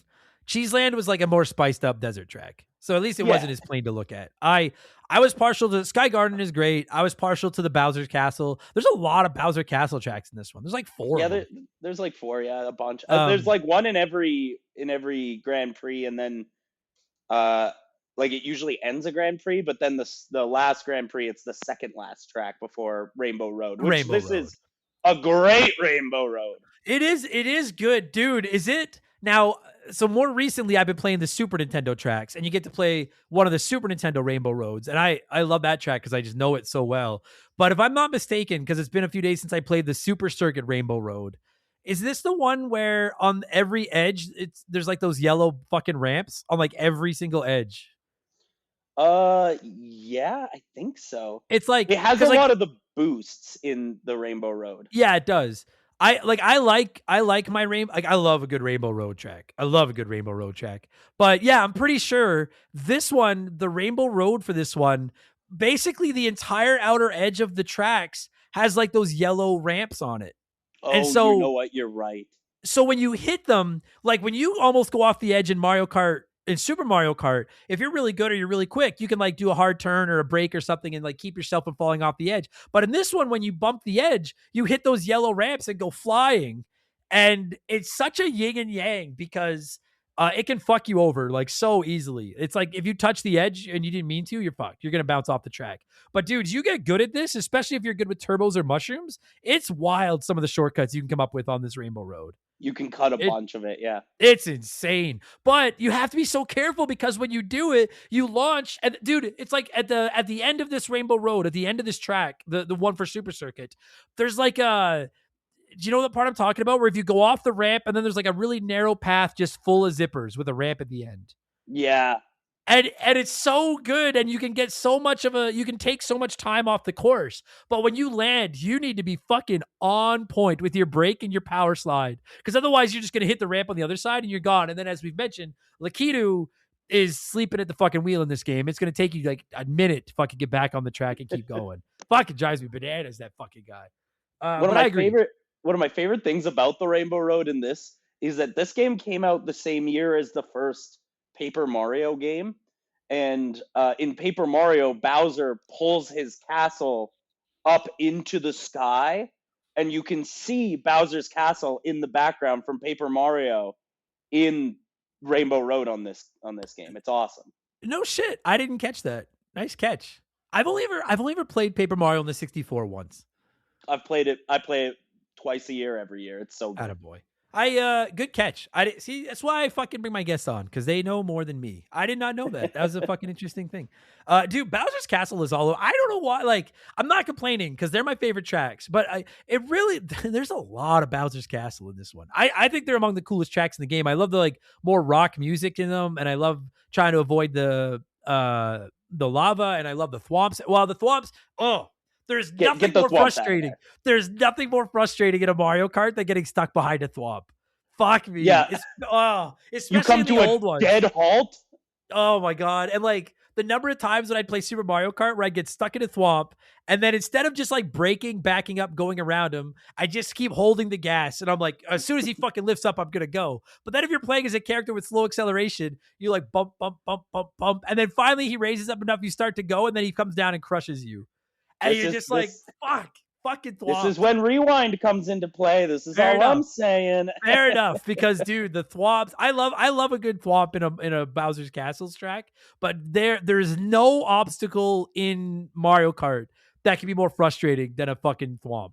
Oh my Although God, I do love having a crazy. star and you can actually kill the thwomps. Yeah, going through them is better than sex. That feels pretty Just fucking mount. good. Yeah. Yeah. No, it's I was really I know I keep going back to it, but like I didn't play a lot of GBA. Like I owned one late and I didn't play a lot of it growing up. So like, well, I was out of high school and shit. So like every time I go back and play a GBA game for the first time for this podcast, I become more and more impressed by this thing. And I had I known just how competent this game was when it came out, I probably would have bought a GBA earlier just to play this. Cause like I love Mario Kart, and this is a shockingly good Mario Kart game. Especially given the games that existed before it, I think. Like, yeah, I would say it's an improvement on Super Mario Kart, and it's probably like as good as Mario 64. Yeah, like I'm kind of like I'm conflicted on where to put this one compared to Mario Kart 64. Like I did a Mario Kart ranking episode some time ago, and I didn't have a ton of experience with this one. So like I ranked it, I don't know, bottom half, but I was like, it's fine. I don't know what to do with that. Cause like Mario Kart 64 to me, like the over and above just the coolness of seeing the characters in like actual 3D, Mm-hmm.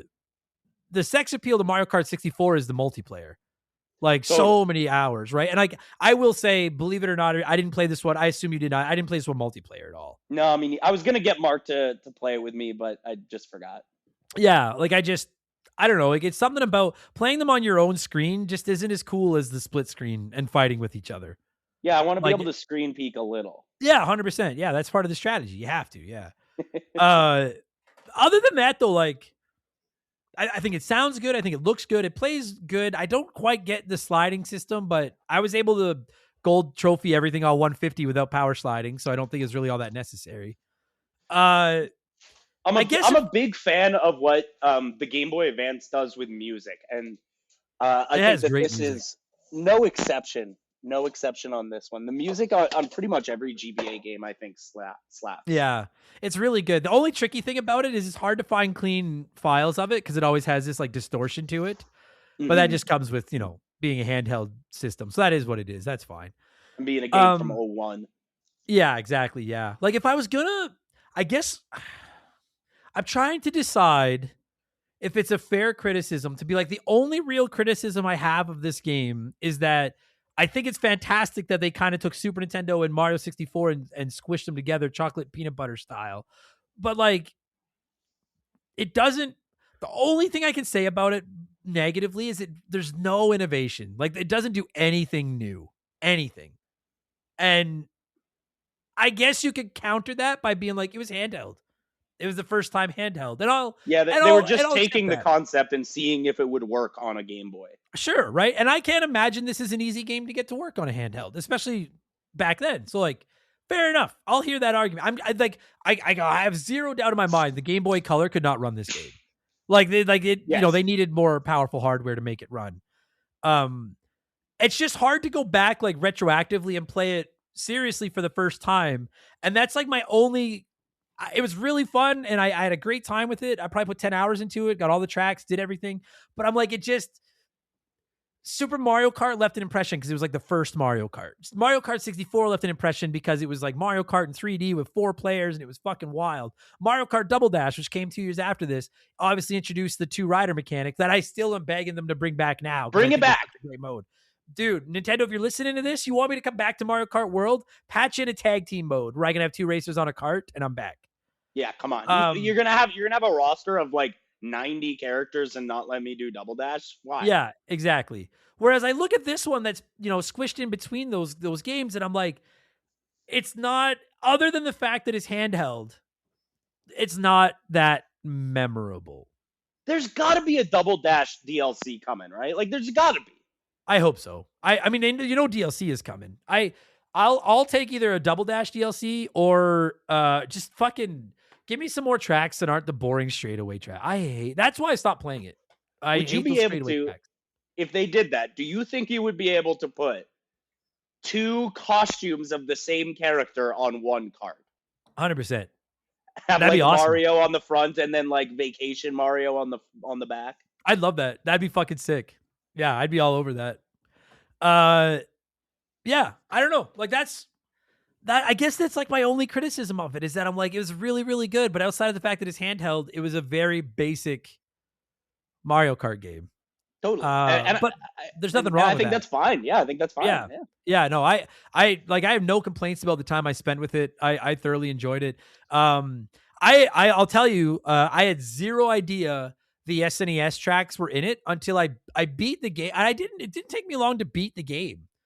Like to get all my gold trophies and be done. And I was like, is that it? And then I looked up that they were like, oh dude, like if you collect 100 coins in each cup, you'll unlock the Super Nintendo versions.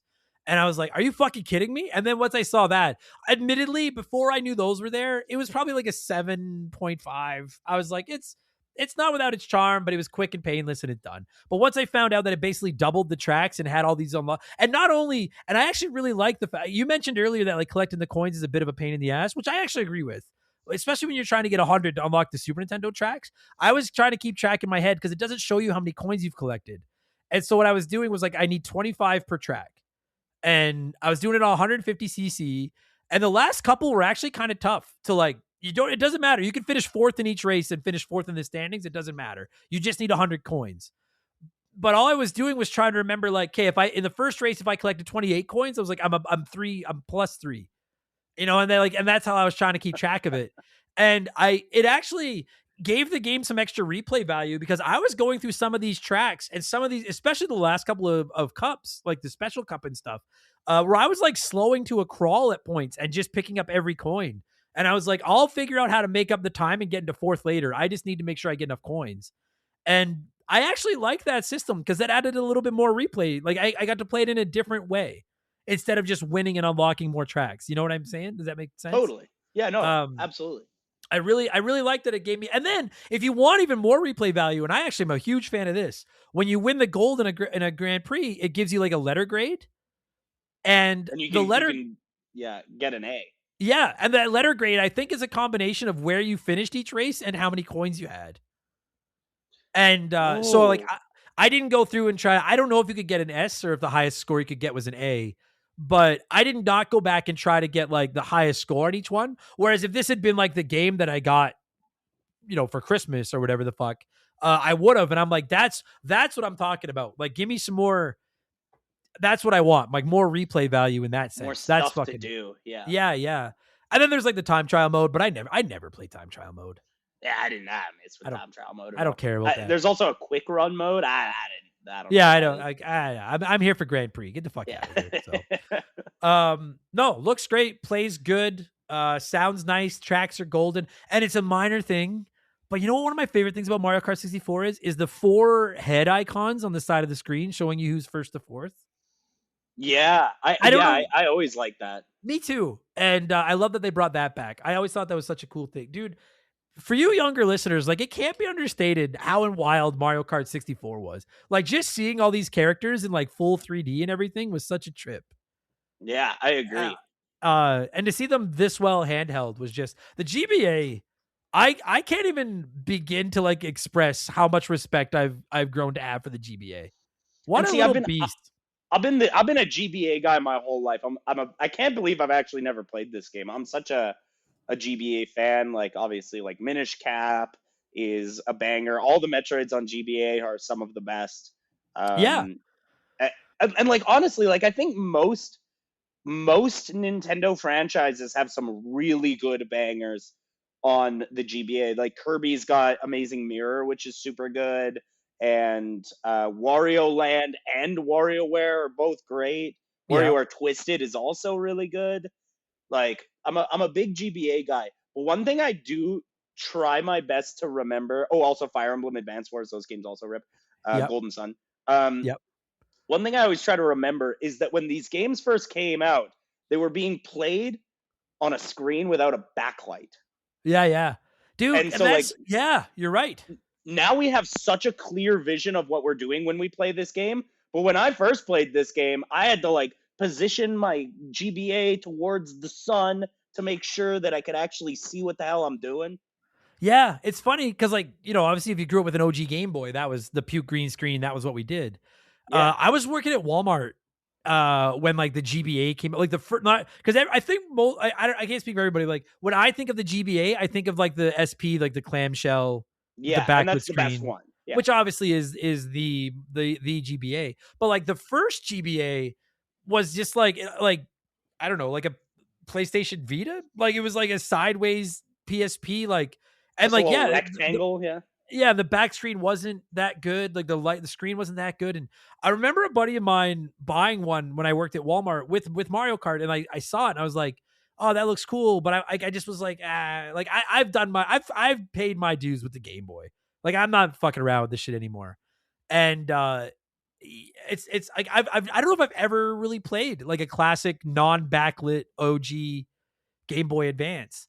And I like to experience gaming history and trying different consoles, but like I really don't have a lot of interest. I'm like the clamshell was just so ahead of its, like it just was so good.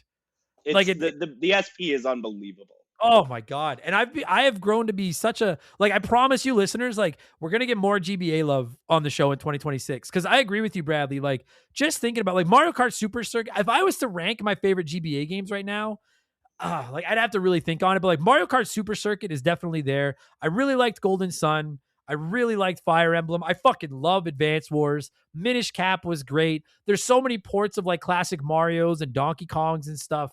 Pokemon Ruby and Sapphire are among the Yeah. best, I think. What a, like the Mario and Luigi. I can't believe I Superstar forgot Saga. about that game. It's Yeah. so good.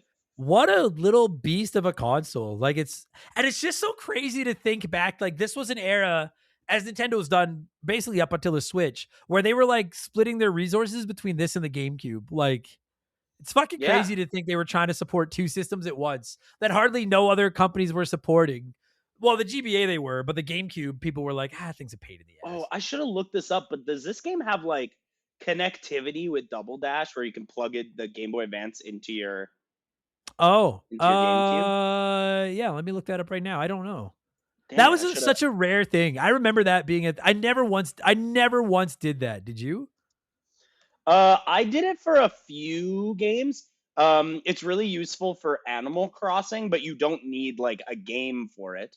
Right. I think there was, because they came out, I think almost on the same day. I think there's a way to connect Metroid Fusion to Metroid Prime, but I Okay. never did that. I remember it being a thing for Four Sword Adventures, but I never played it. I never played that one, but I remember that being the big one. I pushing played it. that game pretty recently. That game is awesome. Yeah, I don't see anything about it linking with Double Yeah, Dash, but Double I'm Dash was looking 2 at it, years later. It says it does not connect. But it does say here that like when you'd play a multiplayer, 4 players could compete via the Game Link cable. It's possible to play multiplayer if only one owned the game cartridge, which was cool. But only one character, Yoshi, with different color variants, and only 4 cups were available, or 4 racetracks. So like, I don't know. I want to criticize, but I'm also like, you threw us a bone when we only had to own one copy. That's fair. Like, fair enough. Yeah, you know. they were doing the Hazelite thing before Hazelite. Even back in like the Game Boy days, when my brother and I had Game Boys, we had the Link cable. But outside of trading Pokemon and once in a great while playing Dr. Mario, like I don't know. To me, a handheld, I'm like, leave me alone. I'm playing by myself. If I want to play with you, I'll play on the TV. The Link cable was for Pokemon. We all know that. Yeah, to trade Pokemon. Yeah, it's so fun. I know we're going to like different tyrants and shit like that, but like, imagine Pokemon never existed, okay? And now imagine this, like, imagine if like the next Pokemon game is the first ever Pokemon game, And Nintendo comes out and they're like, we're releasing 2 different versions, Pokemon Red and Pokemon Blue, and they each have like a dozen different Pokemon the other one doesn't have, and the only way to get them all is to buy both. Like, people would be like, you cheap fucks, what the fuck is this? But when they did it Nintendo, back what then, the hell? yeah, but when they did it back then, we were all like, wow. I had Pokemon Blue, and I was like, wow, the mysterious red Pokemon. Like, it's just, the times have changed so much. Here's why I think it would be slightly different, because the way that Pokemon was handled in the 90s made it feel like they were encouraging kids to play with their friends. But if they did that shit now, it would be money. It'd feel like pay to win. Yeah. It'd be like microtransaction. Although I think if Pokemon launched now, I actually do think it'd probably be full of microtransactions. Like, you'd have to like fucking, yeah. Anyway, I don't want to pay real money for Pokeballs. Get out of here. Yeah, exactly. Yeah. It'd be Pokemon Go. Yeah, I'm gonna pass on that.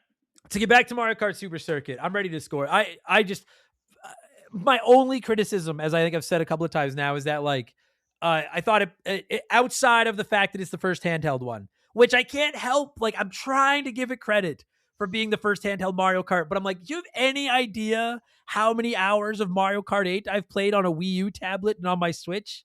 Like, it's so difficult now to take myself back to 2001 and be like, this was a big deal back then. You know what I mean? Like, because it just doesn't feel like it. But other than that, very competent, did a good job. I liked it. I like it a lot. Very good. Yeah, I was surprised with how much I actually really enjoyed it. Yeah, me too. The visuals and the music like really pulled me through some of the moments where I felt the gameplay didn't quite hit, and it was fine.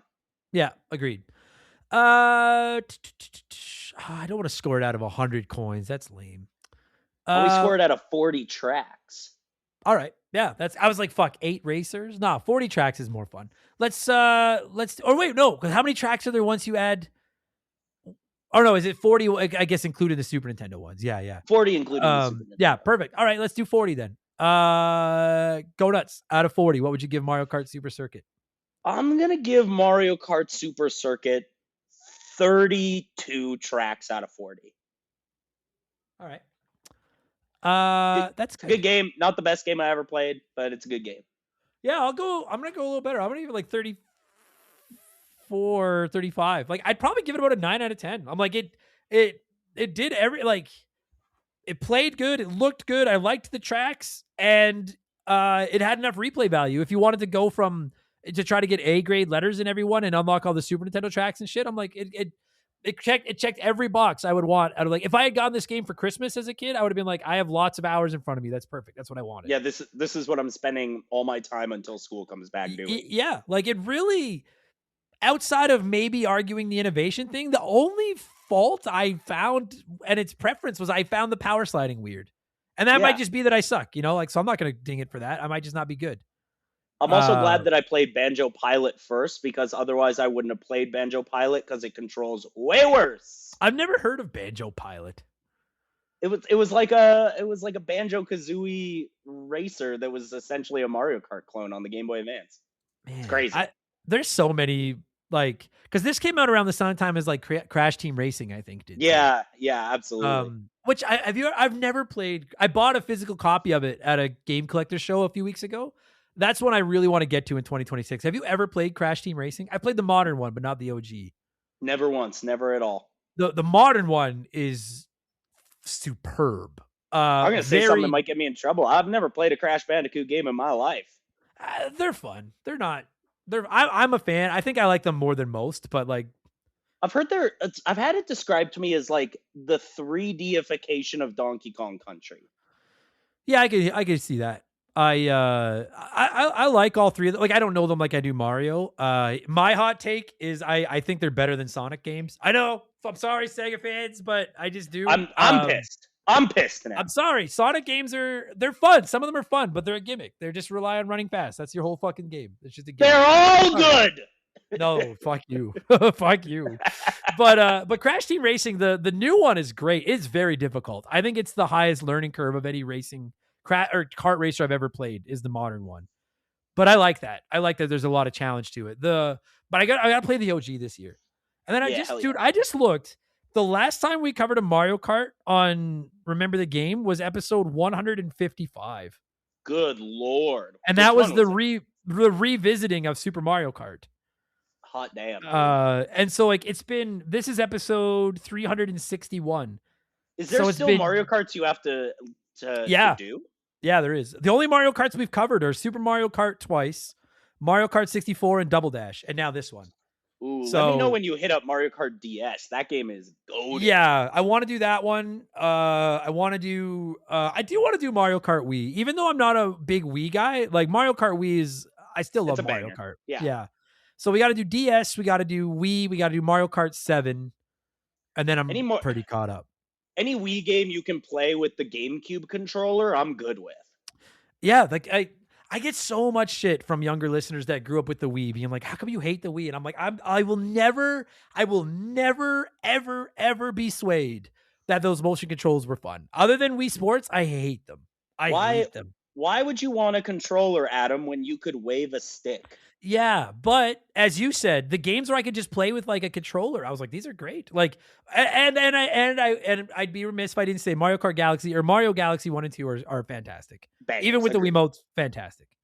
But Mario Kart Wii, like, I remember really liking Mario Kart Wii, and I just haven't played it in forever. It was the So- one that was out when I was in college, so like we played a ton of Mario Kart Wii. Yeah. It's I don't know. Anyway, we'll get there. I promise. Much like I want to cover every Mega Man game someday, I can assure all of you that like Mario Kart will get more time in this. I can't believe it's been 4 years. That's insane. I'm gonna give Wild. myself double secret probation for going 4 years without Mario Kart on the show. That's bad. I fucked up. That's on me. Bradley, thank you for taking time out of your Saturday morning to talk Mario Kart. If people want to see what else you're playing, where can they do that? You can check out what I'm playing by just following me on Instagram at The Gaming Odyssey. That is the quickest plug anyone's ever done That's on it. this show. I respect that. Very much. Well done. That's it. I don't do a ton of public stuff anymore. I just do that. Oh, that's the dream. Well done. All right, buddy. Well, listen, by the time this goes live, it's 2026. So Happy New Year. And while we're recording this, we're 5 days from Christmas. So Merry Christmas. Sure. Why not? At the same time. So Let's just hope that all the computers don't go down at midnight on New Yes. Year's Eve this year. fuck, what did I said it on one of the shows we did. Y2 26K or something. Yeah, and I was like, that sounds, I don't know, whatever the fuck. Assuming the world hasn't collapsed between now and January 7th when this episode goes live. Which is hope no you had a- longer guaranteed, so No, not at all. Hope you had a great holiday season, buddy. Thanks for everything you do for the stupid show, and we'll do more of these in 2026. hell yeah, buddy.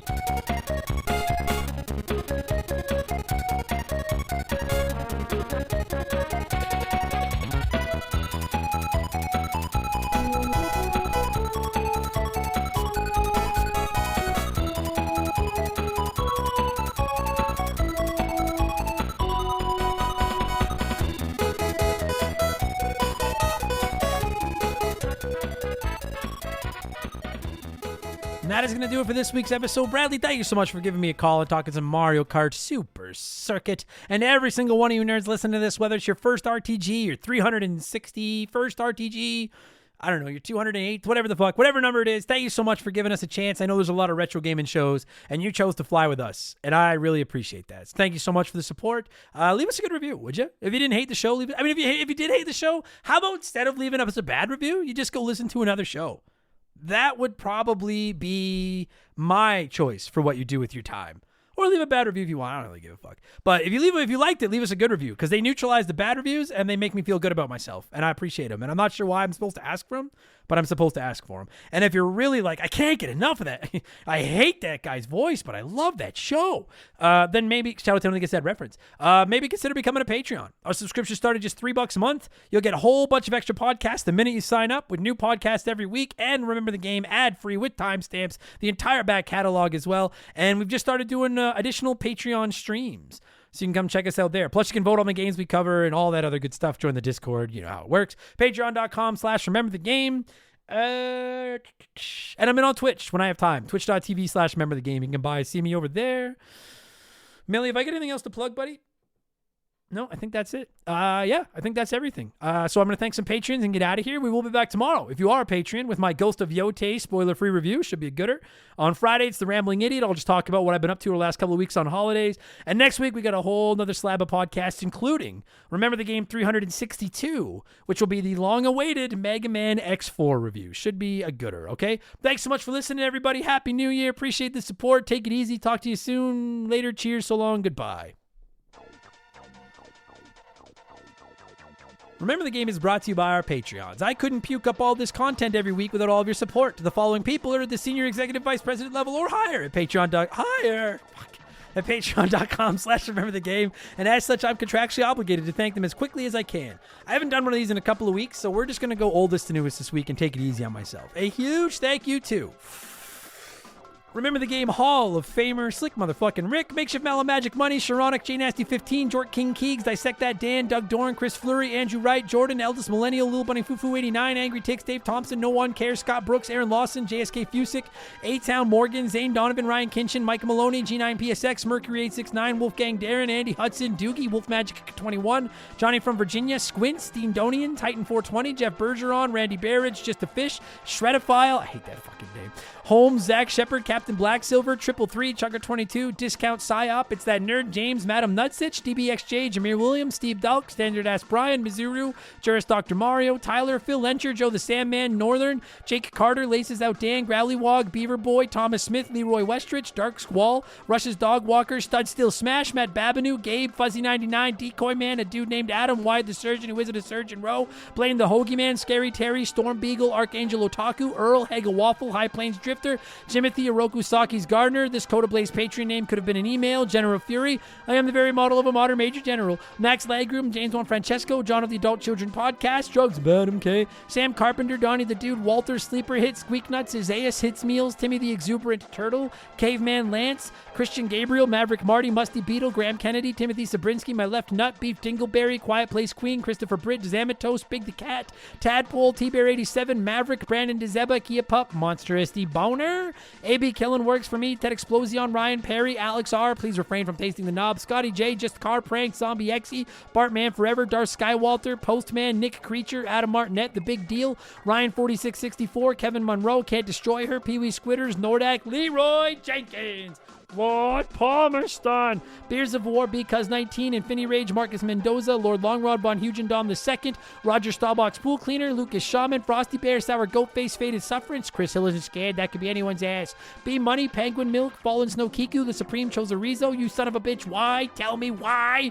E-Man Trucker, Mark Sneed, Shoeboxers, Adam Blank still hasn't reviewed Mario Galaxy, Jake Callahan, Robbie Air, Brian Richmond, Blobby, Bula, Matt Zeus, Too Much Karma, Mopey36, Cesar, Filling My Mouth with Farts, Liquor Like Luigi, Cody Thompson, JR Bob Dobbs, Bob Sacramento, Mr. Jabroni, Big Daddy Randall, Ida Yellow, Ryan Whitcomb, Flinny123, Justin Tate, Lotus, Thrill Ho, Scotty McGee, Alex McIntyre, Spider Cat, Eric Hopewell, Darbles, Generic Name 238, El Barto, David Schroeder, Moncal, Diablo Spartan, Justin Blair, McCracken, Wilco, VOS Rager, Brother Retro, Conebread, Ocarina of Tim Rocks, Daniel Cook, You Heard About Pluto, Desiree, Super Science, Farioth, Hello Mr. Thompson, The Grim, I think he's talking to you.